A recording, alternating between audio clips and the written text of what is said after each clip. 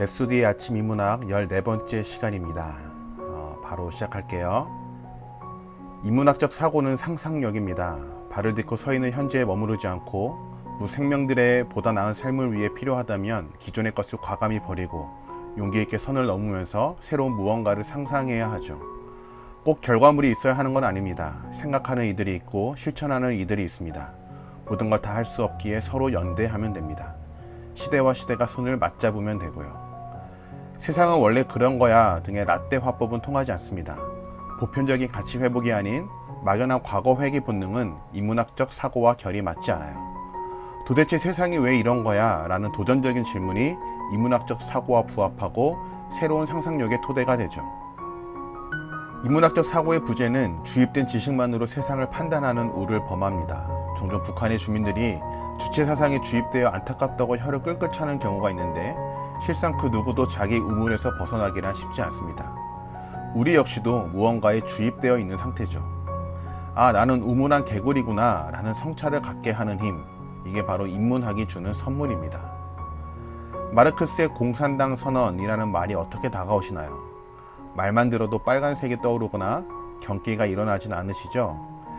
우리가 인문학을 배우고 싶다면 그 어떤 단어와 이론을 듣더라도 그것이 과연 무슨 내용인지 자세히 들여다볼 수 있는 열린 마음이 필요합니다. 사실 저 역시 마르크스의 자본론을 읽어보지 못해 공산당 선언에 대해 뭐라 평할 수는 없습니다. 하지만 주워들은 지식에 의하면 마르크스는 자본주의를 비판한 게 아니에요. 자본주의의 한계를 보완할 수 있는 시스템에 대해 고민한 것이죠. 19세기 아담 스미스의 보이지 않는 손에 의거한 시장 경제 체제, 소위 지금의 자본주의가 많은 이들에게 열렬한 환호를 받고 있을 때 마르크스는 마음이 편치 않았습니다. 자본주의가 가진 파괴적 야수 본능이 다수의 삶을 억누를 거란 걸 진작에 꿰뚫어 보았기 때문입니다.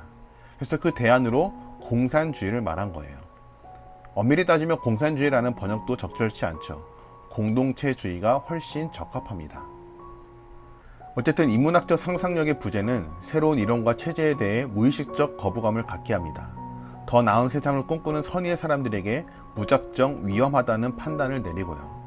사회주의라는 말이 정작 무엇을 의미하는지 알고 싫어할까요? 그냥 싫어합니다. 왜냐? 그렇게 배워왔고 주입된 지식 속에서 스스로 사고하지 못하기 때문이죠. 사회주의는 결코 북한과 김일성을 의미하는 게 아닌데도 말입니다. 세종대왕, 조광조, 새로운 세상을 꿈꿨던 자들입니다.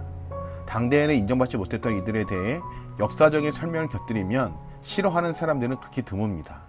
왜 그 시대 사람들은 한글 창제의 위대함을 몰랐는지 의문을 가져요.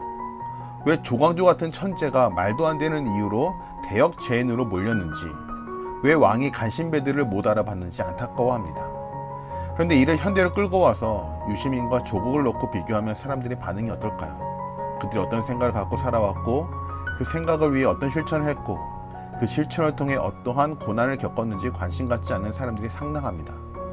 펜 기술자와 법 기술자들이 교묘히 만들어낸 조작된 정보에 현혹된 탓에 그냥 싫어하죠. 조선시대와 별반 다르지 않습니다. 여기서 인문학이 필요합니다. 내 생각이 정말 맞을까? 내가 그동안 접했던 정보가 잘못된 건 아닐까? 라는 최소한의 의문을 가져보는 것. 우리 사회가 한 단계 성숙하기 위해서는 올바른 역사적 방향에 대한 동물적인 감각을 넘어 깨어있는 시민들의 조직된 힘을 넘어 모두가 자신의 생각을 성찰할 수 있는 인문적 사고의 힘이 높아져야 합니다.